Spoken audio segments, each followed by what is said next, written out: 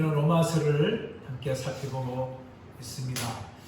로마서는 기독교의 근본 진리를 가르치고 있는 말씀이자 신학자들로부터 아주 높은 성경 중에 보석이라는 평가를 받고 있습니다. 그 로마서를 통하여서 수많은 믿음의 사람들이 변화였습니다. 종교 개혁자였던 마르틴 루터가 이신칭의의 복음을 발견함을 통하여 그의 인생에, 그의 사역에 완전한 변화를 가져왔습니다. 그뿐만 아니라 사도 바울 이후로 가장 위대한 신학자며 사상가였던 어거스틴도 로마서를 통하여 예수님께 놀랍게 돌아왔습니다. 마르틴뿐만 아니라 어거스틴뿐만 아니라 수많은 믿음의 사람들이 로마서를 통하여 그들의 신앙과 인생이 놀랍게 변화되는 체험들을 하였습니다. 그뿐만 아니라 이 로마서는 종교개혁의 시작의 물꼬를 텄던 하나님의 말씀입니다. 이처럼 로마서는 성경 중에서도 위대한 말씀입니다.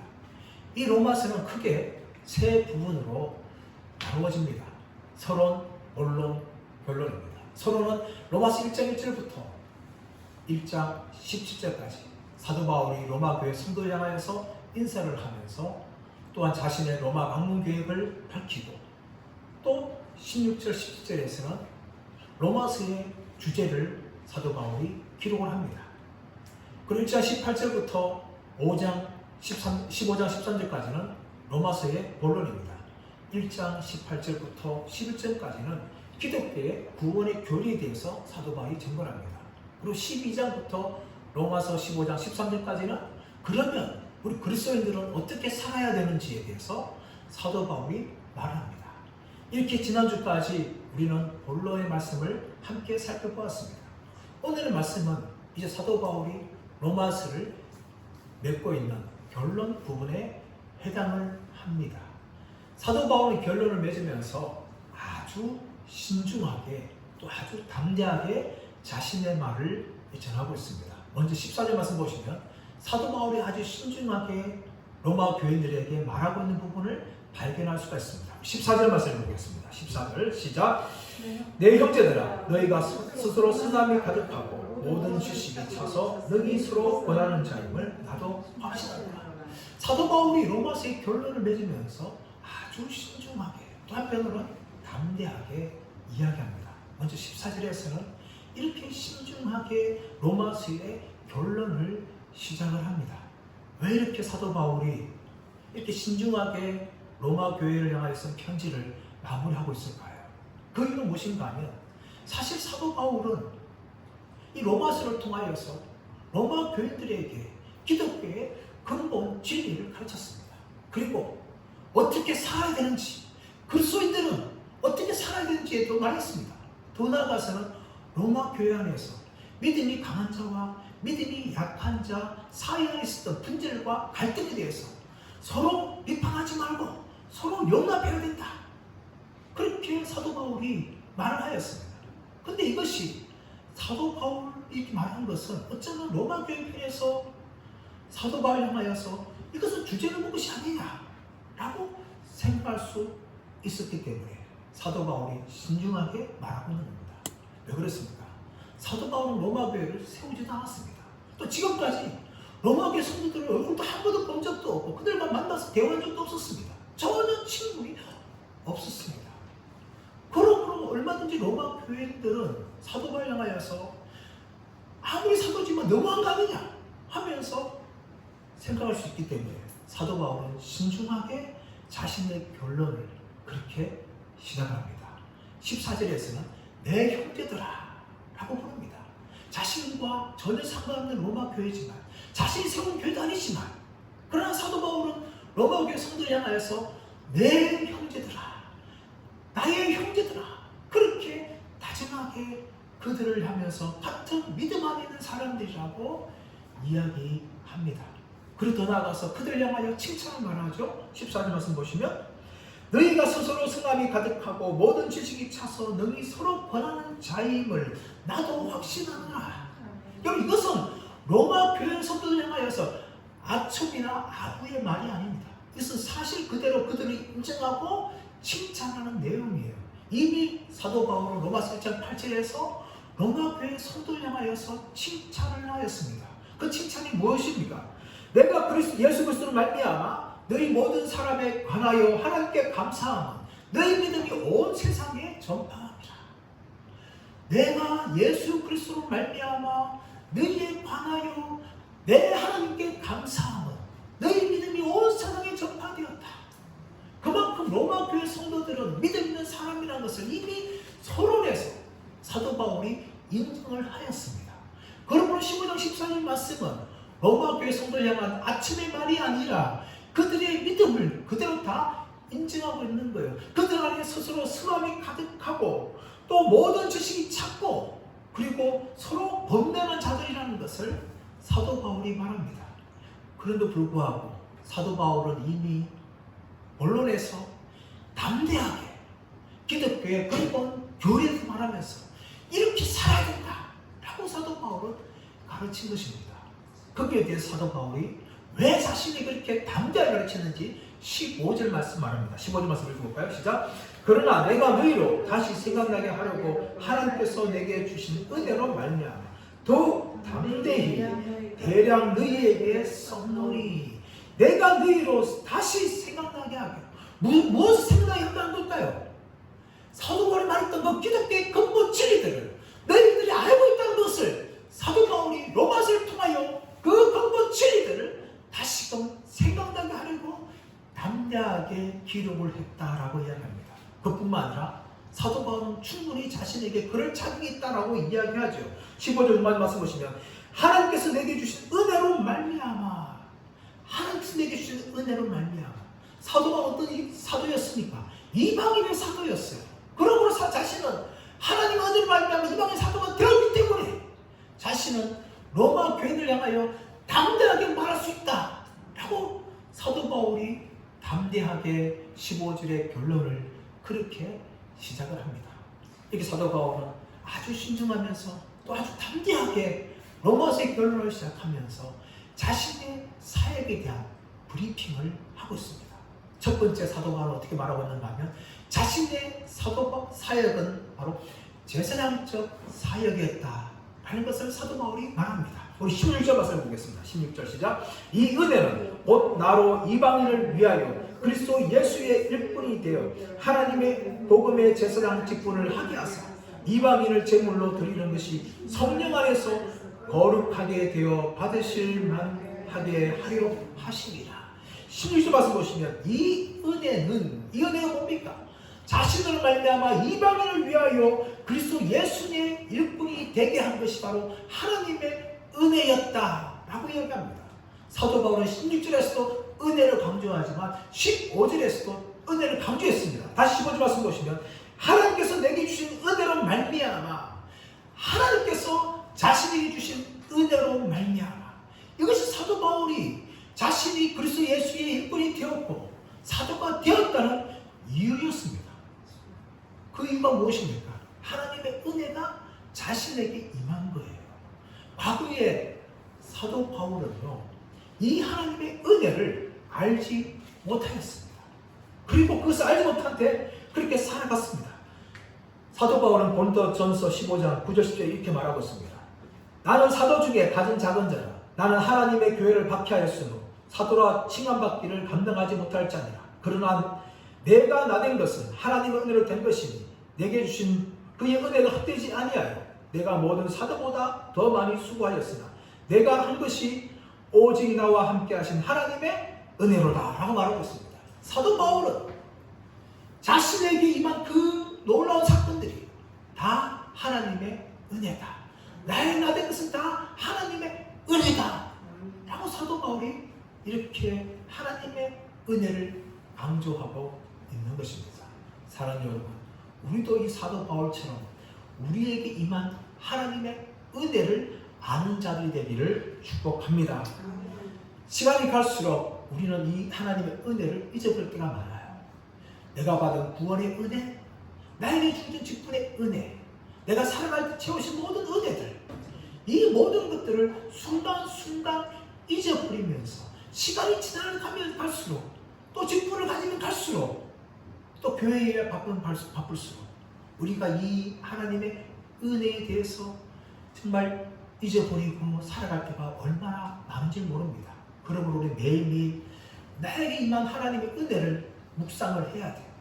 나에게 주신 구원의 은혜, 지금까지 살아올 때 채워주신 그 은혜, 또 나를 또 불러주셔서 또 주의 일을 감당케 하시는 그 은혜, 그 은혜가 우리 가운데 있다는 것을 날마다 생각하면서 살아가시는 분들 되시기를 예수님의 이름으로 축원합니다. 이제 사도 바울은 16절에서 이 하나님의 은혜로 자신에게 주어진 제사장적 사역에 대해서 설명합니다. 16절 하반절 말씀 보시면 하나님의 복음에 제사장 직분을 하게 하사 이방인을 제물로 드리는 것이 성령 안에서 거룩하게 되어 받으실 만하게 하려 하십니다 라고 이야기합니다. 사도 바울은 자신이 이방인을 제물로 드린 제사장이라고 이야기합니다. 구약성의 제사장은 어떤 사람입니까? 죄를 지은 죄인이 자신의 죄를 대신하여 죽을 짐승을 가져옵니다. 그러면 그 짐승을 머리에 죄인이 제사자가 머리에 안수하여 기도합니다. 그러면 자신의 죄가 그 짐승이 전가되어져요. 그것을 죽입니다. 죽이고 난 후에 제사장은 그 짐승의 피를 가지고 와서 하나님의 제단에 뿌립니다. 그럼을 통하여 죄인이었던 제사자의 죄가 용서를 받는 겁니다. 이것이 구약 제사장들이 해야 하는 일입니다. 제물을 드리는 거죠. 제물을 드려서 제사자를 용서받게 하는 겁니다. 마찬가지로 사도 바울은 이방인들이 지금까지는 하나님의 원수였고 하나님의 진리의 심판이었지만 그들에게 예수님을 전함을 통하여 그들이 믿게 되었습니다. 그렇다면 사도 바울이 그 이방인의 손을 붙잡고 하나님께 데려가서 이 이방인들이 하나님께서 그들을 받아주심을 통하여 하나님의 자녀가 되고 하나님의 백성이 되는 그 중간 역할을 자신이 지금 제사장처럼 하고 있다. 그래서 자신은 이방인을 제물로 드리는 제사장이다 라는 것을 사도 바울이 말하고 있는 겁니다. 사도 바울의 복음을 전함을 통해서 예수를 믿는 이방인들은 하나님께서 용납해 주십니다. 그들을 성령으로 거룩해 주셔서 그들의 모든 죄를 용서해 주시고 하나님의 자녀로 하나님의 백성으로 삼게 하는 이 모든 일을 바로 자신이 이방인을 제물로 드리는 제사장의 그 역할을 자신이 지금 하고 있다고 사도 바울이 말하고 있는 겁니다. 근데 사도 바울이 이런 자신의 모든 일들에 대해서 어떻게 합니까?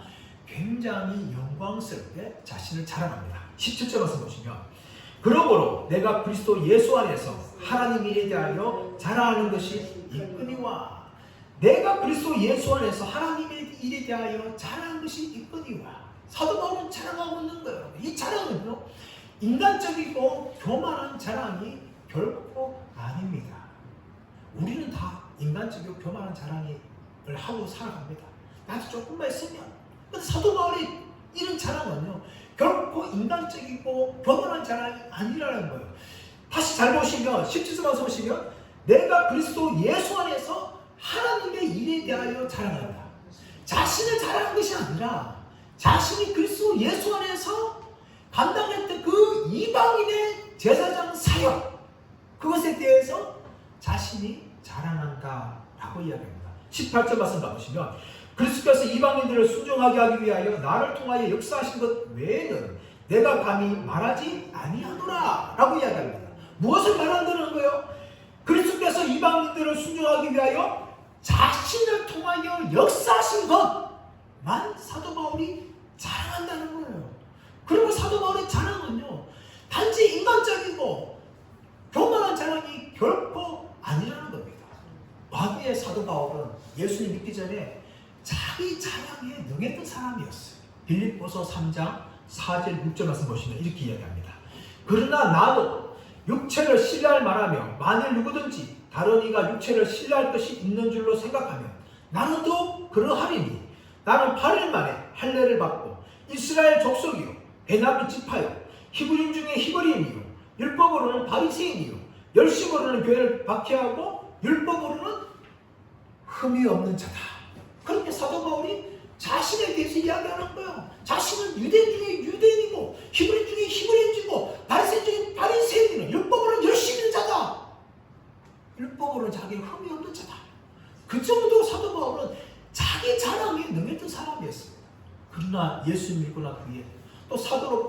나가서 이방인의 이 제사장의 사명을 감당하는 사도 바울이 그는 더 이상 자신을 자랑하지 않아요.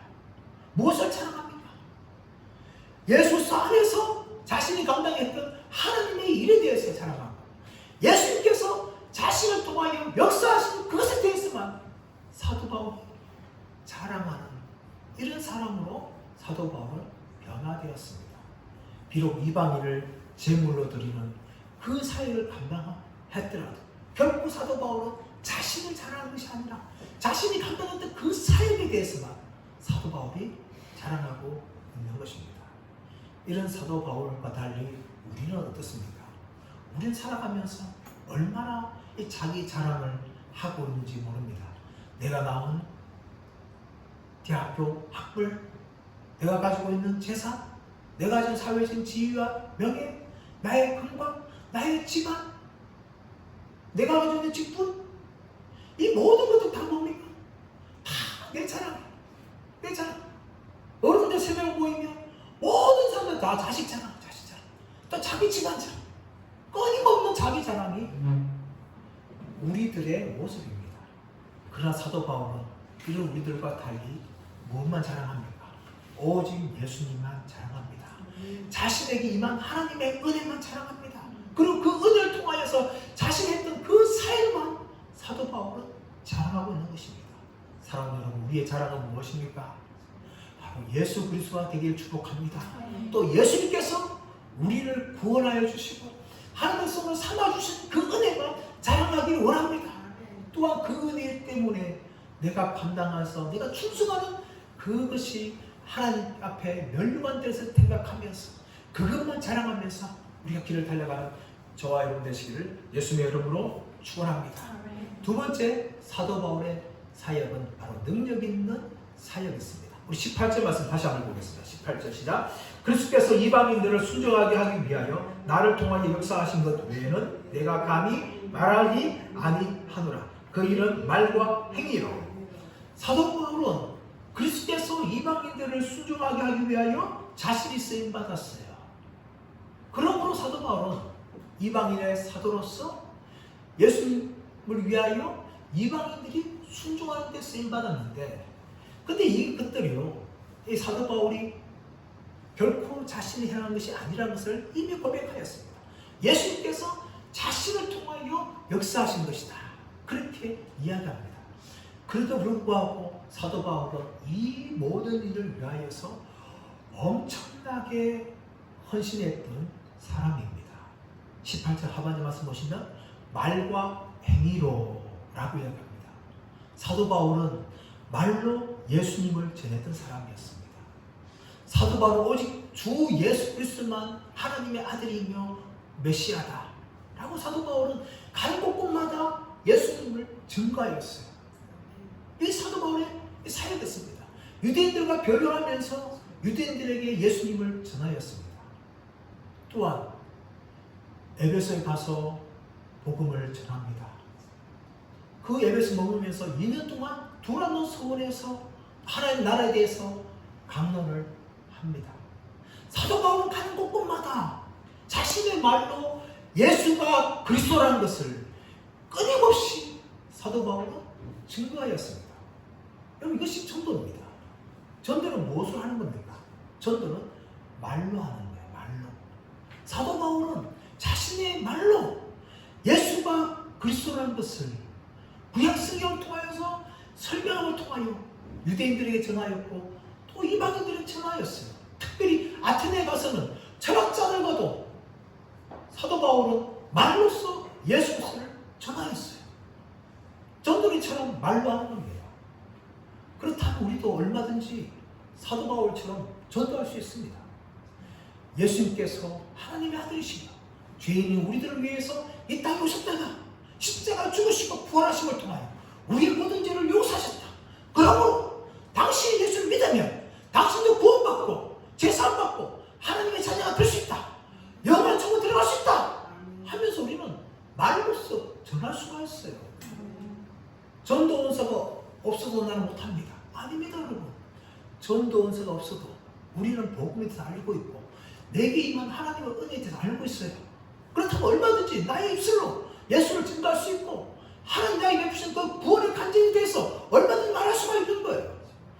그러면 우리가 사도가 아니더라도 우리에게 전도 은사가 없다 할지라도 우리는 얼마든지 만나는 사람들에게 바로 예수님을 전할 수가 있는 것입니다.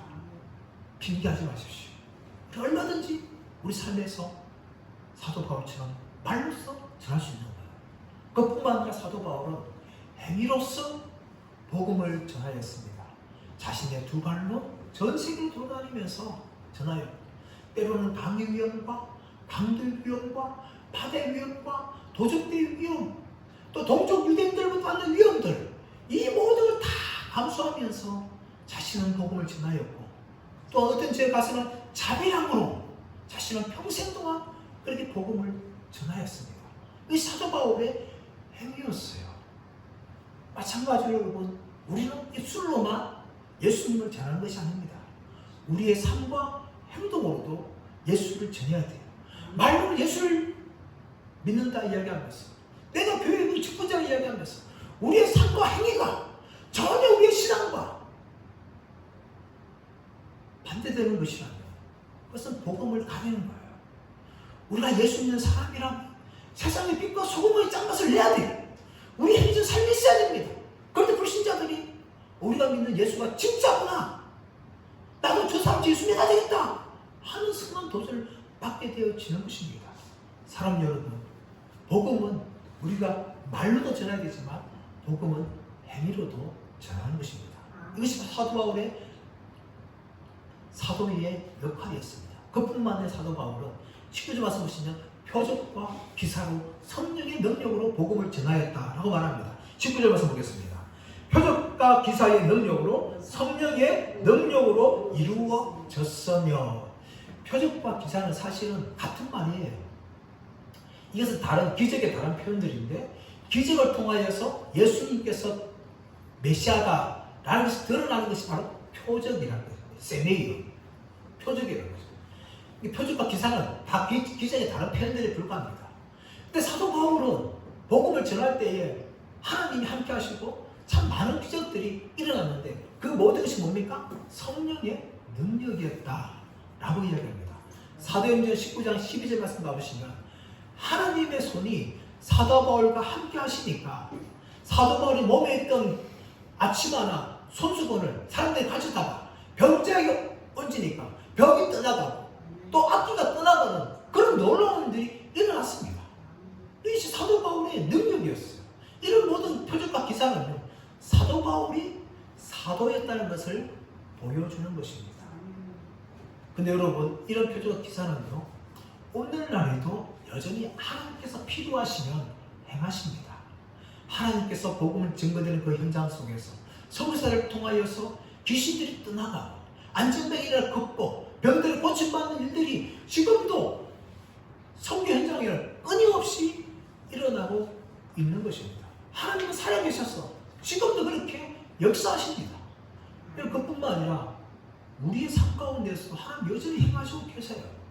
물론 때로 우리가 복음을 전할 때, 기도할 때에 병이 고침받지 않을 수도 있습니다. 귀신 떠나가지 않을 수가 있어요. 그러나 여러분, 이보다 더 놀라운 기적들이 우리의 복음의 현장 가운데 복음을 통하여 놀랍게 일어나고 있습니다. 우리가 복음을 전할 때에 술증증뱅이가 온전한 사람이 되어지고 무당이 회개하는 역사가 일어나게 되어지고 성인들 회개하는 역사가 일어나고 있는 것입니다. 교회 핍박한 사람도 돌이키는 역사가 일어나고 있는 것이죠. 우리의 가족 중에서 예수 믿지 않는 사람도 돌아오는 역사가 일어나고 있는 것입니다. 이 모든 것들이 지금도 하나님께서 우리 삶 가운데 행하고 있는 놀라운 일들입니다. 근데 사도 바울은 사도니까 우리들과 달리 더 많은 놀라운 일이 일어난 것이죠.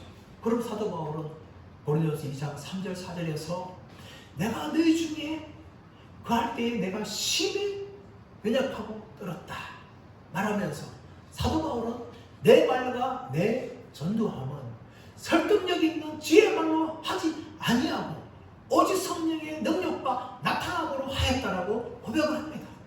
사람이 전도할 때 우리 힘으로 전도하려고 하지 마십시오. 우리의 말솜씨로 활용하지 마십시오. 전도 그렇게 되는 것이 아닙니다. 전도는 어떻게 될 수 있는 것입니까? 성령의 능력으로 되는 거예요. 그러므로 우리가 전도할 때는요, 우리의 지혜나 우리의 신앙 지식이나 우리의 말빨 이런 거 의지하는 것이 아니라 철저하게 성령을 의지해야 될 줄 믿습니다. 전도할 때 무엇이 필요합니까? 그래서 기도가 필요한 것이죠. 전도할 때 우리는 우리의 지혜, 우리 말로 하는 것이 아니라 성령님의 능력을 구해야 돼요. 성령님, 우리 함께 하셔서 나의 말을 통하여서, 나의 행동을 통하여서 저 사람 예수 믿고 구원받는 놀라운 역사를 일어나게 하여 주옵소서. 이렇게 간절하게 기도해야 합니다. 저는 전도할 때뿐만 아니라 설교할 때도 그런 마음이 사실 올라와요. 매주마다, 매분마다 성경이 올라올 때마다 저는 하나님, 이 부족한 종을 성령이 사용하셔서 성령께서 나를 통하여 일하여 주옵소서. 그렇게 기도합니다. 그렇지 않으면 제가 설교한 것이 다 인간의 말이 불가능이 되는 거예요. 성령이 역사하실 때만 하나님 말씀이 되는 것입니다. 그럴 때 누가 역사하시는 거예요? 성령이 역사하시는 것이죠. 제 지식과 제 힘으로 하는 것이 아니라 성령이 나를 붙잡으셔서 나와 함께하여 주옵소서. 그렇게 성령님의 능력을 간절히 구하는 것입니다. 사랑하는 여러분, 전도할 뿐만 아니라 설교할 뿐만 아니라 우리 삶을 살아갈 때도 마찬가지입니다. 내 힘으로 살아가는 것이 아니라 성령 나를 붙잡아 주세요. 나와 함께 해주세요. 우리는 매일매일 간절한 기도함을 통하여서 우리의 삶에서 전도의 현장 가운데 성령의 능력이 나타나도록 우리가 정말 힘써서 기도하며 나아가야 될 줄 믿습니다. 세 번째, 이 사도 바울의 사역은 바로 개척자적인 사역이었습니다. 우리 19절 말씀, 19절 하반절 말씀 보겠습니다. 19절 시작. 그리하여 내가 예루살렘으로부터 두루 행하여 일루리곤까지 그리스도의 복음을 편만하게 전하였노라. 사도 바울은 말과 행위로서 또 표적과 기사와 성령의 능력으로 복음을 전하였는데, 내가 예루살렘으로부터 두루 행하여 일루리곤까지 그리스도의 복음을 편만하게 전하였다. 그렇게 말합니다. 사도 바울은 언제 파송받는가 하면 수리아 안디옥 교회에서 파송받습니다. 근데 사도 바울은 자신이 내가 예루살렘에서 라고 이야기합니다. 사도로 파송받기 이전부터, 전도자로 파송받기 이전부터 사도 바울은 그 사역을 감당했어요. 사도행전 9장 말씀 가보시면 다메섹 도상에서 사도 바울은 예수님을 만납니다. 그리고 그 현장에서 이방의 사도로 부름을 받아요. 비록 눈이 감겨있지만 눈이 뜬 후에 바나바의 인도로 예루살렘에서 사도들을 만납니다. 그리고 그 예루살렘에서 헬라파 유대인들을 향하여서 예수님이 그리스도라는 것을 변론하면서 증거합니다. 그래서 이 헬라파 유대인들이 사도 바울을 죽이려고 하니까 형제들을 통하여서 알려져서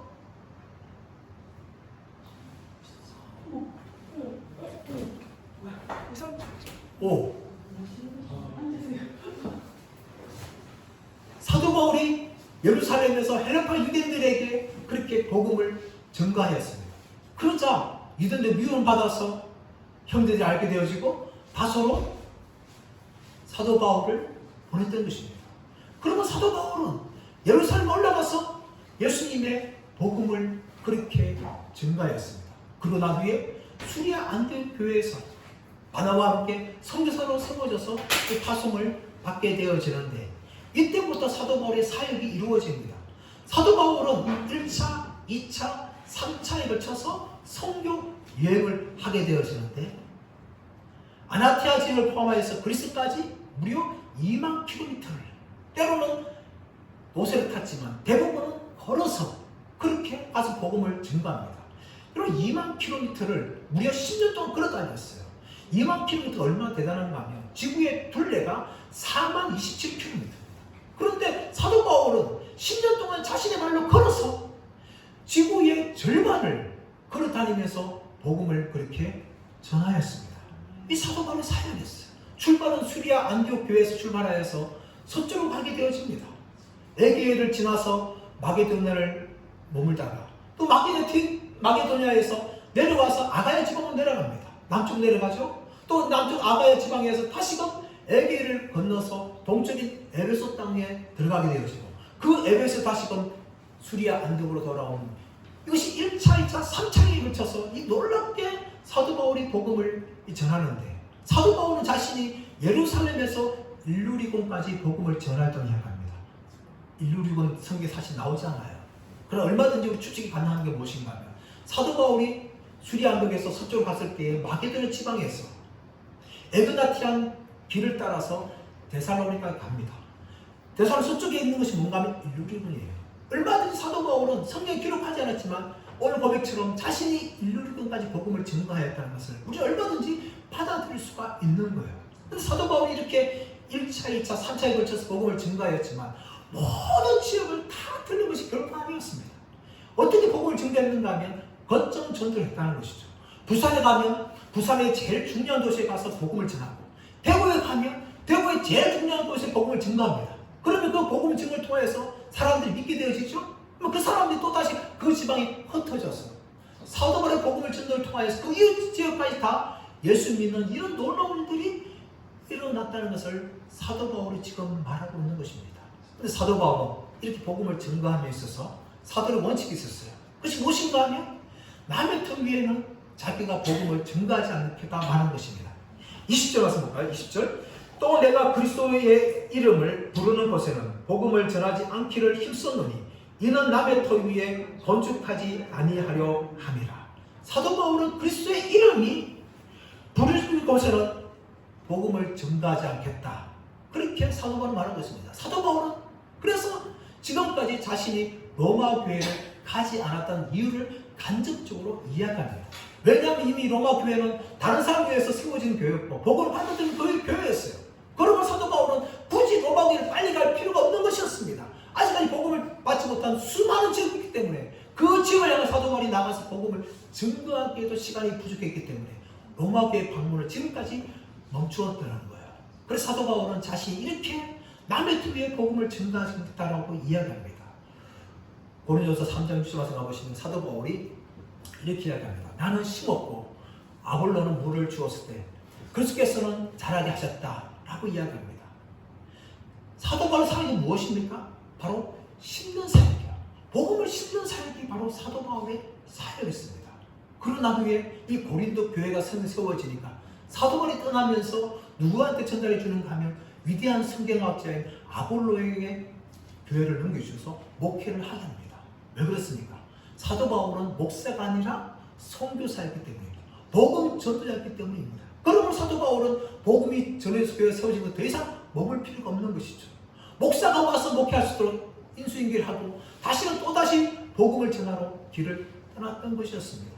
이 모든을 통하여 사도 바울은 21절 이렇게 고백하고 있습니다. 기록된 바 주의 소식을 받지 못한 자들이 볼 것이요 듣지 못한 자들이 깨달으리라.